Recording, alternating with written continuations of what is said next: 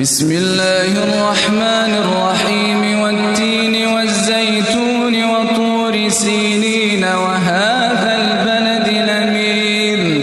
لقد خلقنا الإنسان في أحسن تقويم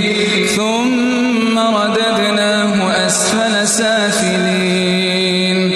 إلا الذين آمنوا وعملوا الصالحات فلهم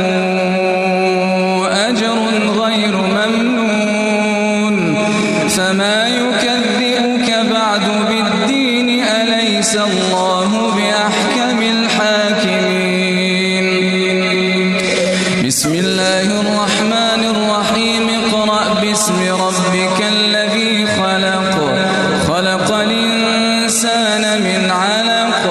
اقرأ وربك الأكرم الذي علم بالقلم علم الإنسان ما لم يعلم